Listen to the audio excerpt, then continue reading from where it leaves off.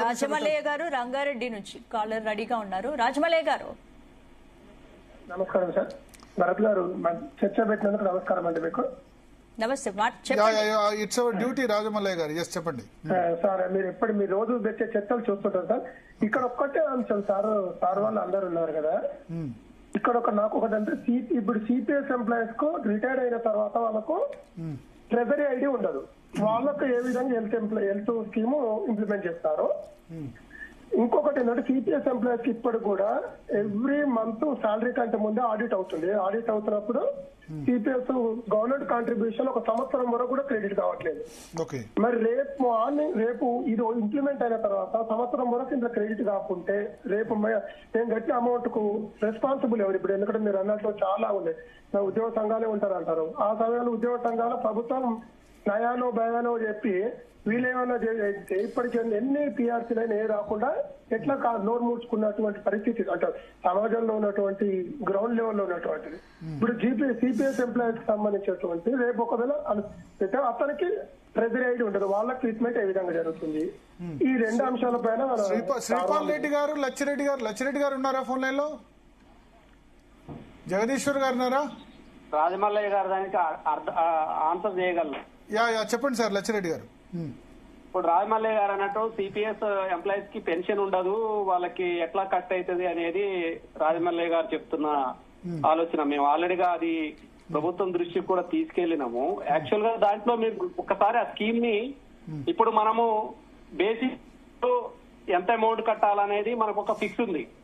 కానీ ఈ CPS employees కి రిటైర్ అయిన తర్వాత వాళ్ళకి పెన్షన్ ఉండదు కాబట్టి వాళ్ళకి బేసిక్ పే గానీ ఇంకోటి గానీ ఉండవు. కానీ అక్కడ మనం జరిగేది ఏంటంటే అక్కడ కొంచెం వెసులుబాటుని కల్పించి వాళ్ళు ఏదైతే లాస్ట్ బేసిక్ పే ఉందో దాంట్లో మనం ఎంతైతే పర్సంటేజ్ ఇస్తున్నామో ప్రభుత్వం కూడా అంతే మ్యాచింగ్ గ్రాంట్ ఇవ్వడానికి స్కోప్ ఉంది. కాబట్టి దానిని మనము అడ్రస్ చేస్తూ ముందుకు తీసుకెళ్లాల్సిన అవసరం ఉంది.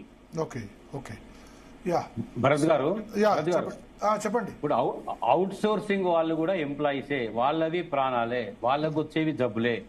ఇటు జీతాలు రాక అటు 6 నెలలు అండి శాలరీస్ లేక అవుట్ సోర్సింగ్ వాళ్ళు. ఏజెన్సీల దోపిడీ, ప్రభుత్వాలు ఇచ్చే దాంట్లో ఏజెన్సీ కట్టింగ్, చివరికి వచ్చేది కొంత. ఆరోగ్యం వస్తే ఇప్పుడు అవుట్ సోర్సింగ్ కార్పొరేషనే పెట్టి అసలు ఆ ఏజెన్సీలు ఎత్తేస్తామని చెప్పారు కదా. మంచి నిర్ణయం. అనవసరంగా ఏజెన్సీలు కమిషన్ ఎందుకు? వాళ్ళ ప్రభుత్వ అవుట్ సోర్సింగ్ కార్పొరేషన్ పెట్టాలి. పెడితే మంచిగా. లచ్చిరెడ్డి గారు అది ఎక్కడి వరకు వచ్చింది ఇది అవుట్ సోర్సింగ్ కార్పొరేషన్? ఇప్పుడు ఆల్రెడీగా దానికి సంబంధించిన వాళ్ళ ఈకేవైఎస్ వాళ్ళకి ఏదైతే ఆధారు తర్వాత ఎంప్లాయీస్ సంబంధించిన డేటా మొత్తాన్ని కూడా ఆన్లైన్ చేయడం జరిగింది.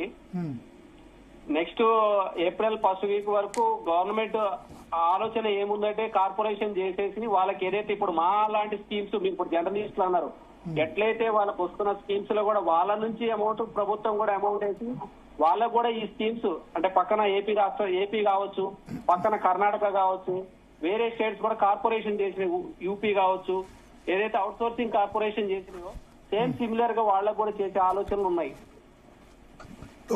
రెండో పాయింట్ భరత్ గారు, ఎయిడెడ్ ఉపాధ్యాయులు కానీ ఎయిడెడ్ లెక్చరర్స్ కానీ విద్యా సంస్థల వేటిల్లో కూడా ఈ రోజు వరకు మెడికల్ రీఎంబర్స్మెంట్ లేదు, వాళ్ళకు హెల్త్ కార్డు లేదు.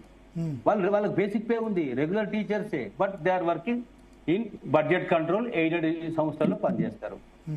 నిజంగా వాళ్ళకు ఒక రకంగా శాపమే అది. సరే ఇప్పుడు ఉన్న వాళ్ళకి ఇవ్వట్లేదు, ఈ రోజు వరకు లేని వాళ్ళకి కొత్త ప్రభుత్వం ఇస్తుందని అయితే నేను అనుకోవట్లేదు. ఉన్న గవర్నమెంట్ కున్న కన్స్టెంట్ దృష్ట్యా కొత్త డిమాండ్ కొత్తగా యాడ్ చేయడం పక్కన పెడితే ఉన్న వాళ్ళకే ఇచ్చే పరిస్థితి లేదు. అంటే మన వాస్తవంగా నేను వాస్తవంగా చెప్పాలంటే ఇప్పుడు 1వ తారీఖు జీతం వస్తే గ్రేట్ అన్న సిచ్యువేషన్ అయిపోయింది. నిజానికి అది తప్పు, బట్ మన ఆర్థిక పరిస్థితి అట్లా అయిపోయింది. విఠలన్న చెప్తున్నారు అంతేనా? 1వ తారీఖు జీతం. ఇప్పుడు కాంగ్రెస్ గవర్నమెంట్ ఏం చెప్పుకుంటుంది, లాస్ట్ గవర్నమెంట్ లో 1వ తారీఖు జీతం రాలేదు, మేము 1వ తారీఖు జీతం ఇస్తున్నామని చెప్పుకుంటారు. అది గొప్ప ఘనత అయిపోయింది. జీతం ఇస్తే సంతోషించే రోజులు వచ్చేసినాయి అన్న. నేను అనేది భరత్ గారు, సంవత్సరానికి మాతో పాటుగా వేతనాలు ఎయిడెడ్ వాళ్ళకు వస్తాయి, కానీ సంవత్సరంలో 4 క్వార్టర్స్ విడుదల చేస్తారు వాళ్ళకి బడ్జెట్ కంట్రోల్ పెట్టి. జీతాలు ఇచ్చేది ప్రభుత్వమే, నియామకాలు చేసేది ప్రభుత్వమే, కానీ బడ్జెట్ కంట్రోల్ అనేది ఒకటి ఎత్తేస్తే ఎవ్రీ మంత్ జీతాలు వస్తాయి. మాకు వచ్చినట్టు వాళ్ళకి ఫస్ట్కి వస్తుంది, రాకపోతే 4 రోజులు లేటుగా వస్తుంది. Okay. జీతాలు ఇవ్వడం గగనం అనేటువంటి పరిపాలన జరుగుతూ ఉన్నప్పుడు మనందరి మెంటాలిటీస్ వేరే సమస్యల పట్ల ఉండకుండా ప్రభుత్వము వాళ్ళ స్ట్రాటజిక్ గా ఎప్పుడు జీతం వస్తుంది ఎదురు చూసే విధంగా మా బతుకులు తయారు చేసే పరిస్థితి, దానికి కట్టుబడి మాట్లాడుతున్నాం ఇవాళ. ఓకే, వేరే అడుగుతలేము. డిఏలు ఎప్పుడు ఇస్తుందో తెలియదు, పిఆర్సీ వస్తుందో తెలియదు, నమ్మకం లేదు. ఇగో ఇట్లాంటి ఉదాసీన వైఖరికి ఇప్పుడు అవన్నీ డిఏపిఆర్సి సంబంధించిన ఇష్యూస్ అవి ఇప్పట్లో రిజాల్వ్ కావాలని చేసినట్టున్నారు ముందు హెల్త్ బెనిఫిట్స్ అని చెప్పి. సార్ అది మా హక్కు సార్, అది మా త్యాగాల 100%, 200% మీ హక్కు. ఏ ప్రభుత్వము ఇయ్యాల్సిందే, ఇవ్వడం చేత కాకపోతే ప్రకటించాలి. ఆర్థిక సంక్షోభాన్ని ప్రకటించు, చెప్పక్కడ నా వల్ల కావడం లేదు. కాలర్ రెడీగా ఉన్నారు.